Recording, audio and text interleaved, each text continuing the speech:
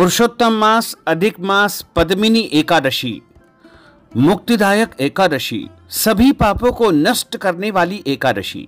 भक्तजनों, माताओं, बहनों, सादर जय श्री कृष्ण। हमारे YouTube चैनल में आप सभी का बहुत बहुत स्वागत है। मैं हूं आपके साथ आचार्य धर्मेंद्र शास्त्री। इस बार अधिक मास, पुरुषोत्तम मास, श्रावण माह के शुक्ल पक्ष की यानी अधिक मास की सबसे पहली एकादशी पद्मिनी एकादशी का व्रत आपको रखना चाहिए। और यह व्रत इस बार 29 जुलाई 2023 शनिवार को रहेगा। एकादशी तिथि का आरंभ 28 जुलाई 2023 को यानी शुक्रवार को दोपहर 2:52 से हो जाएगा, जो कि 29 जुलाई 2023 शनिवार को दोपहर 1:06 पर एकादशी तिथि समाप्त हो जाएगी। अतः सूर्योदय व्यापिनी, मध्याह्न व्यापिनी तथा द्वादशी युक्त जो शुद्ध एकादशी रहेगी वो 29 जुलाई 2023 शनिवार के दिन ही रहेगी। इसी दिन सभी भक्तजनों और माताओं बहनों को एकादशी का व्रत रखना चाहिए। और इस एकादशी व्रत का पारणा यानी व्रत खोलने का समय 30 जुलाई 2023 रविवार की सुबह 6:06 से लेकर के 8:06 तक रहेगा। हमारे धर्म ग्रंथों और पुराणों में एकादशी का जो व्रत होता है वह सबसे बड़ा व्रत माना जाता है। उसमें भी अधिक मास, पुरुषोत्तम मास की जो एकादशी होती है वो अपने आप में ही सबसे बड़ी एकादशी होती है, क्योंकि प्रत्येक 3 वर्ष में पुरुषोत्तम माह का आगमन होता है और यह महीना साक्षात भगवान नारायण का स्वरूप माना जाता है। और इस महीने जो एकादशी आती है वो बड़ी दुर्लभ एकादशी है। यदि आप प्रत्येक एकादशी का व्रत रखते हैं तो आप इस एकादशी का व्रत भी पूरे विधि विधान से रखें, और यदि नहीं रखते हैं तो भी आपको इस एकादशी का व्रत जरूर रखना चाहिए। हमारे शास्त्रों में लिखा हुआ है कि विष्णु एकादशी गीता तुलसी विप्र धेनवः असारे दुर्ग संसारे षटपदी मुक्तिदायिनी। अर्थात भगवान श्री हरि विष्णु जी का पूजन करना, एकादशी का व्रत रखना, गीता जी का पाठ करना, तुलसी जी का पूजन एवं दर्शन करना, ब्राह्मण देवताओं की सेवा करना, उनको दान करना, उनको भोजन कराना, गौ माता की रक्षा तथा सेवा करना, ये 6 कार्य इस कठिन संसार सागर को पार करने हेतु मुक्तिदायक बताए गए हैं। वैसे तो प्रत्येक वर्ष में 24 एकादशी आती है, लेकिन जिस साल अधिक मास या पुरुषोत्तम मास आता है उस वर्ष 2 अधिक एकादशी हो जाती है, यानी उस साल कुल मिलाकर के 26 एकादशी होती है।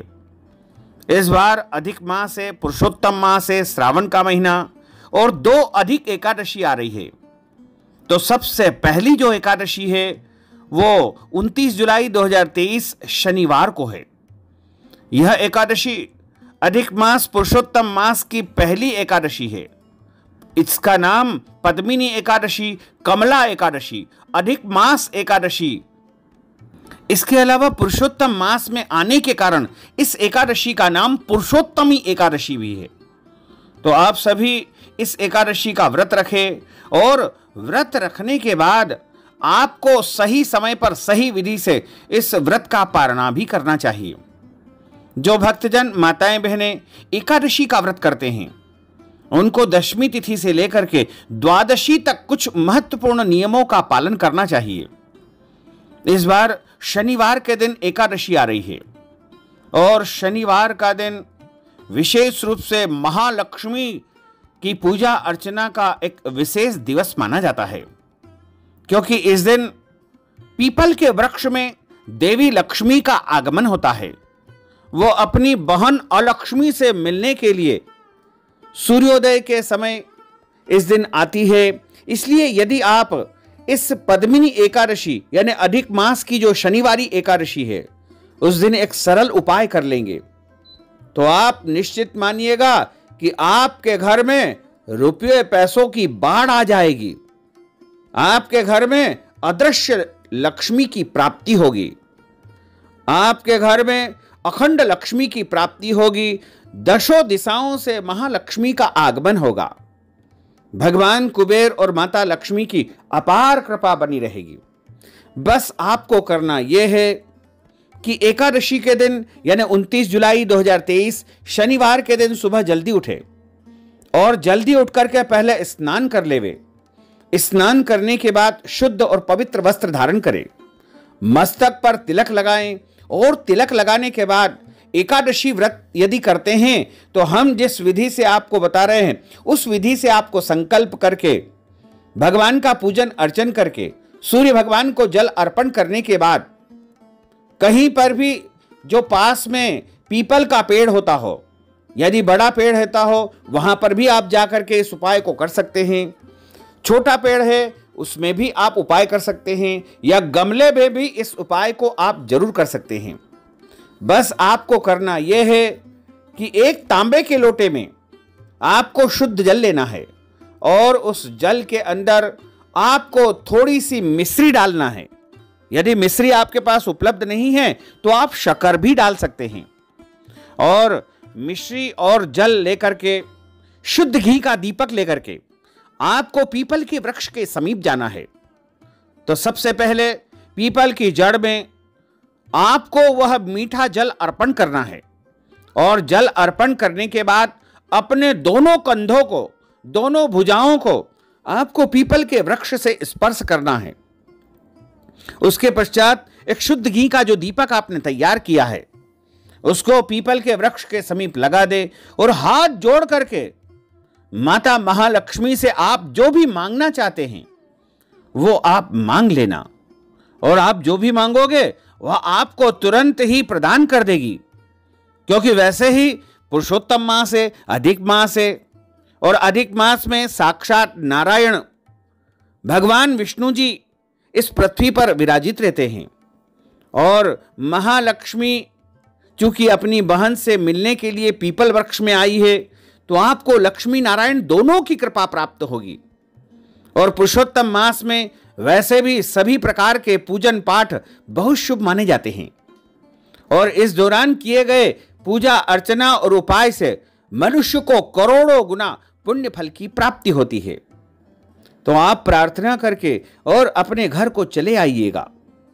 यदि यह उपाय आपने इस एकादशी के महापर्व पर कर लिया तो आप निश्चित मानिएगा कि आपके घर में आर्थिक समस्या कभी भी नहीं आएगी, आपकी आमदनी बढ़ेगी, आपका व्यापार अच्छा चलेगा और आप कर्ज से मुक्त हो जाएंगे तथा आपके घर में धन, समृद्धि, वैभव की प्राप्ति होगी।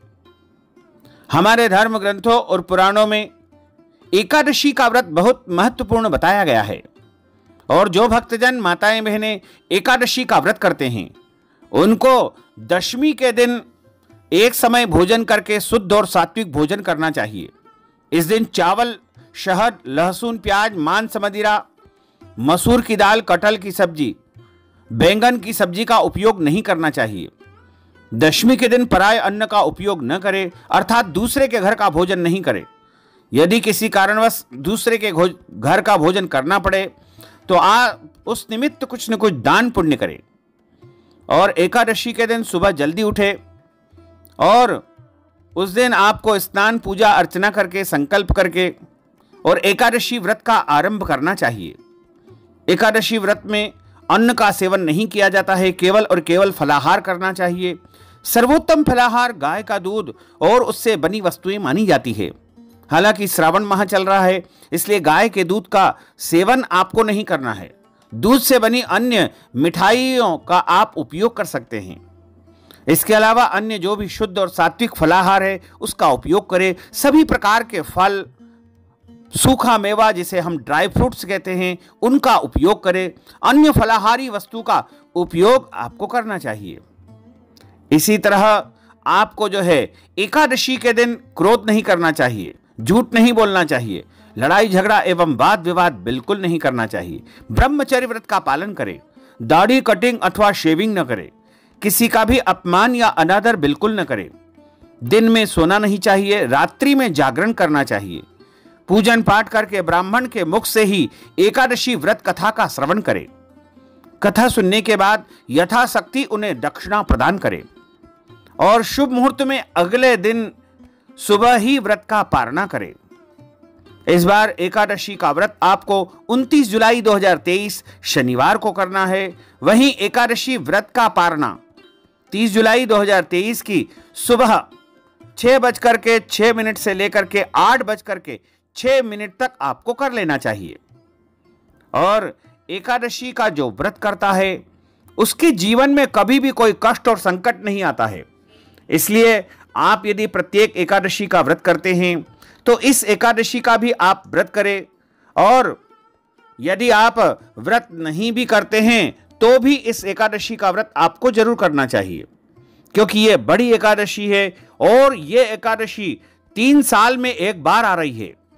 इसलिए इस पुण्यमयी अवसर का लाभ लेना आप बिल्कुल न भूलें। तो भक्तजनों, माताओं बहनों, हमने जो ज्ञानवर्धक जानकारी आपको प्रदान की है उसको आप अधिक से अधिक लोगों को शेयर करिएगा, लाइक करिएगा, कमेंट करिएगा। और यदि अभी तक आपने सब्सक्राइब नहीं किया है तो अभी और इसी समय सब्सक्राइब अवश्य कर लीजिए। आपको और आपके पूरे परिवार को सादर जय श्री कृष्ण, सादर धन्यवाद।